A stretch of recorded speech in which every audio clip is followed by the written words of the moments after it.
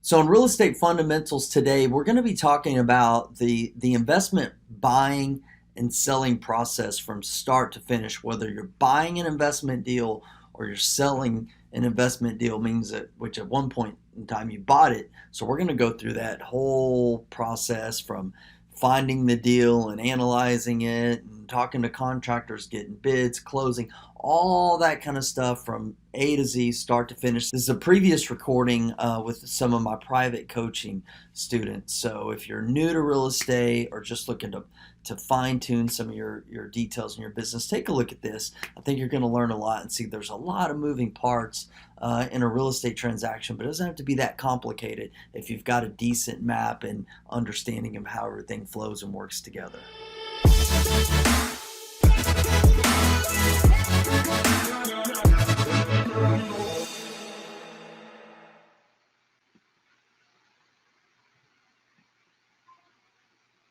Let me know if y'all can see that. You should be able to see that. All right. So it all starts with, the process, and I'll share this with you guys, is you're doing lead generation, whether you're working with wholesalers, whether you're doing direct mail. I don't know if any of you guys are doing pay-per-click. I don't know if you're doing Facebook ads. I don't know what all you guys are doing. I think most of you guys are just doing the wholesaler route, whatever. Really need to come to our Action Boss training as well, because we're putting little teenagers to work that are bringing us some deals right now. Handing out Post-it notes. We've got one bird dog who's working his butt off. He brought us 20-something leads last week. So whatever you're doing for deals, the marketing is going to generate leads, right? So you have a lead that comes in. You're going to do the deal analysis, just what we just did. In a matter of minutes, you're going to look at comps. You're going to look at pictures. You're going to complete a MESA. Notice that we're not doing a full rehab estimate right now, because honestly, as you start creating deal flow, you're limited for time, as we all are. You don't really have time for that. It's not necessary just yet. Let me expand this view up. You're only going to do a phase 1 rehab estimate. So in the beginning, you're not going to know what that is or what the numbers are just off the cuffs. You're just going to have to get used to it. But I'm telling you that, looking at like Jerry's deal, for example, that's around an $18 a square foot type of rehab plus roof foundation and AC. You just have to watch that training. Here you go. Now I think you can see it. You just have to watch that training about how to do phase 1 rehab estimates, right? And so that's where we're at right here. So you make the lead comes in, you do quick analysis, you go to phase 1 rehab, and then if the number looks okay, like your Sage York example, the deal looks, hey man, this is viable, then you're going to go view the property. Talk to your wholesaler before. That's what Nick did. Like, this wholesaler sent us a deal at 110 or 115 grand, and some of these guys are trying to hit like $20,000-$30,000 assignment fees, and we're not trying to pay them that, right? So we want to pay what our numbers dictate. So we looked at it and we said, best case scenario, we can pay you $100,000, but we're not really even expecting to pay that, because I don't see it just being a paint job kind of house. But Nick's kind of giving him the benefit of the doubt. So he's going to look at the house. So he's going to view the property. And this pen kind of sucks. So he's going to view the property, which is right here. So after that, after he views the property, we're not writing up a contract necessarily. He's going to go here to the verbal lockdown. So what is the verbal lockdown? Immediately after he sees the house, if he is not meeting with the wholesaler, like one-on-one, he's calling the wholesaler immediately if this is one that we want, and he's doing the verbal lockdown. Like, in this business, a lot of times it's like handshake agreements. It is the way that we communicate. Like, the quality of our communication will determine the quality of our life, and the quality of our communication will definitely determine the quality of our business. So he's going to put the verbal lockdown with this guy. Say, hey man, I just saw the property. Definitely we want it. heading back to the office now. What's the procedures? You know, do you have anyone else looking at it? And, you know, what can we do to secure this property? He's going to say, well, I need to get earnest money. Some of these companies like first come, first serve, like whoever brings the cash first, that's who gets the deal. Say, I get it, man. Can you give me like an hour and a half, 2 hours, however much time you need? Say, hey, can you give me until this time? Can you hold it for me? I'm going to my office. I'm going to my house. I'm going to the bank. I'm doing whatever to get you the money. Can you hold it for the next hour and a half or whatever that time may be?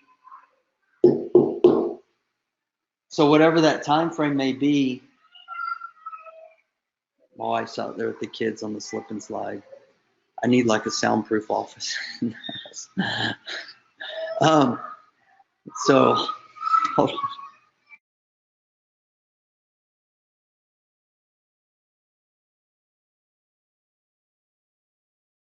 All right. So you verbal lock it down. So we use a system called Deluxe E-Checks that really helps with this, by the way. So if you want to look at Deluxe E-Checks, maybe that's something you want to integrate into your business. And our wholesalers that are familiar with it love it, because we can say, hey, let me shoot you a Deluxe E-Check, and we log in, and I could email any of you guys a check like right now. Like, come in here, go to our account, like just go into our check account and like type in a name of, you know, anybody, like this dude or whatever, and send a check. So that's something that's pretty helpful, where to say, hey, I'm going to email you a check right away. And because you really want to get to the place where you lock it down. Let me get this back where it was. All right, there we go. So after that point in time, they either say yay or nay. Yep, I can hold it for you. No, I can't. Whatever. But if you lock it down, you go to contract phase. And if you're dealing with a wholesaler, that's easier, because you can just say, hey, send me the contract. Let's do this, and I'm going to get you the money ASAP. If you're dealing with a homeowner, that's a little bit different. The verbal lockdown is more just making sure that they're not working with anybody else, if they have any other contracts, and seeing how quickly you can get to them to get that under contract. There's typically not a lot of negotiations in our deals. There's typically not a lot of negotiations with our deals. Actually, so I'm going to use this little hover thing. So right now we're at in the contract phase, and so during that point, we'll go down. If there's negotiations, fine, there's negotiations, but that's not typically the case for us.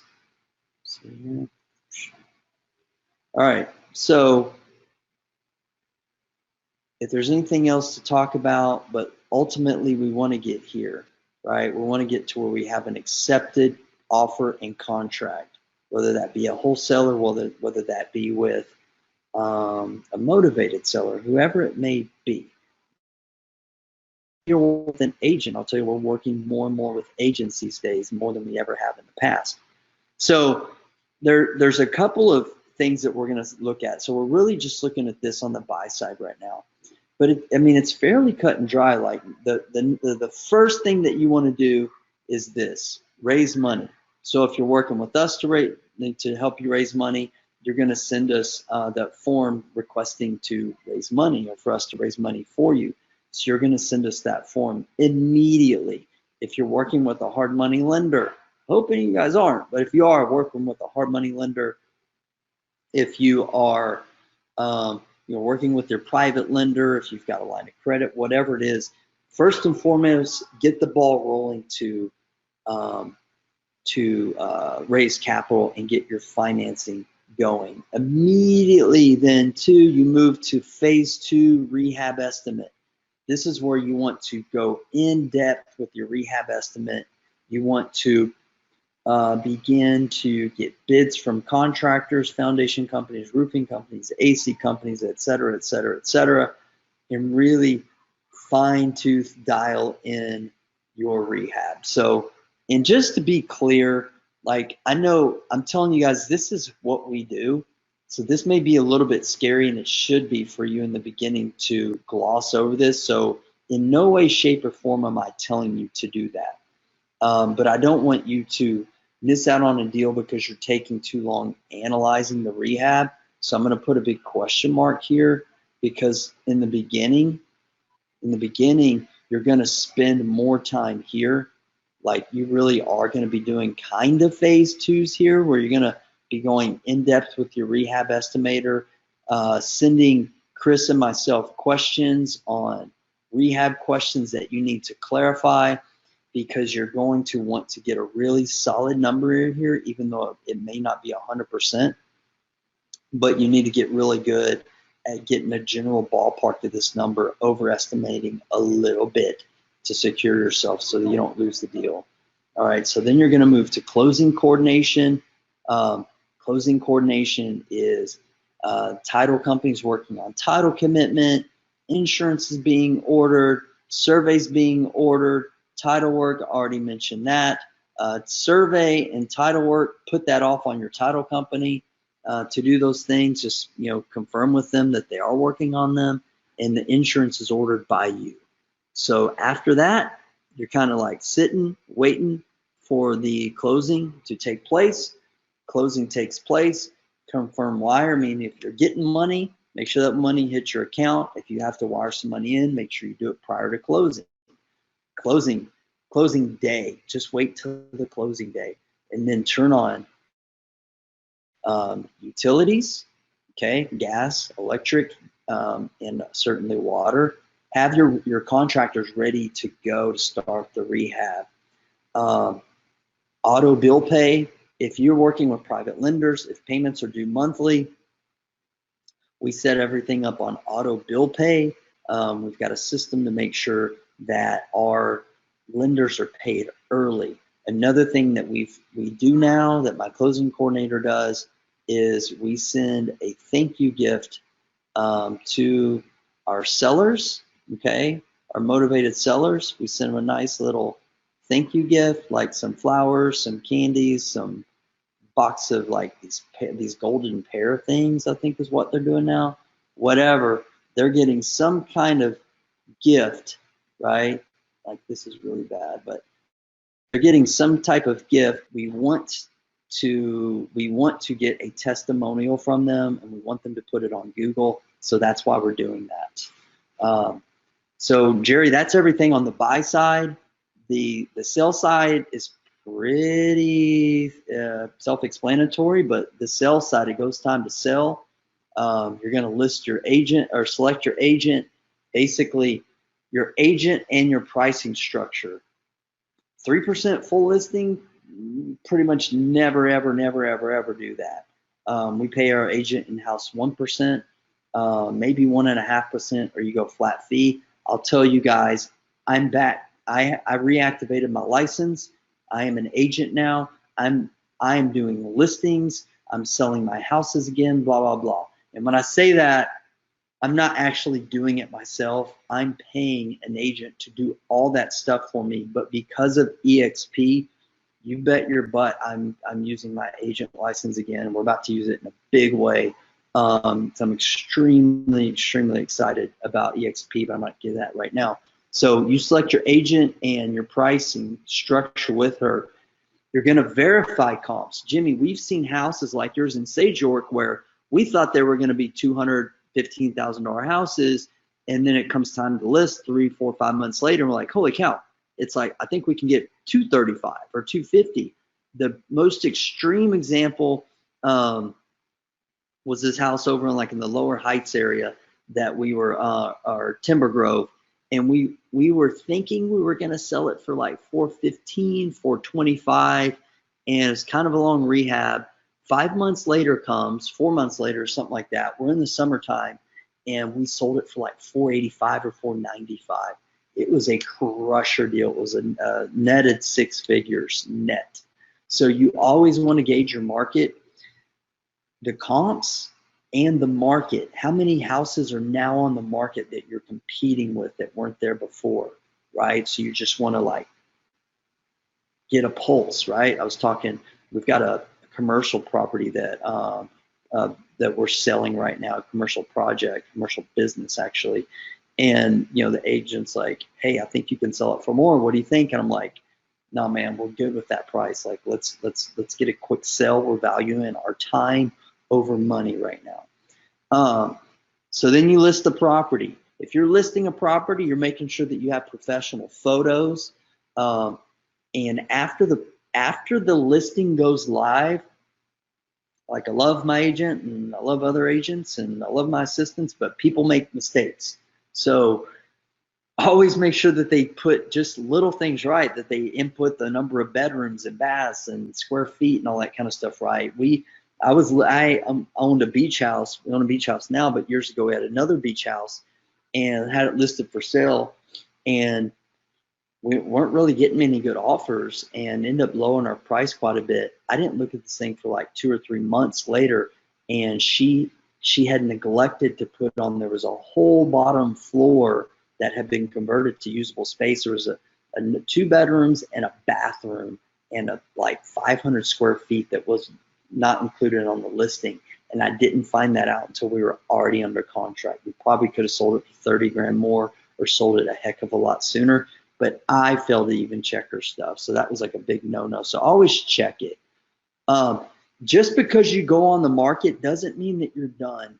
You want to schedule weekly inspections. You want to make sure that the yard's mowed, that the grass is being watered, that there's no like pipe breaks inside the house, there's not a bunch of dead roaches in there, stuff like that. And vacant houses get dirty, especially if they're having a lot of showings. So you need somebody helping with weekly maintenance. And offers come in. That's the fun part. You're going to review offers. You're going to analyze the borrower. You're going to analyze how much money they're putting down. You're going to analyze, how soon they're looking to close.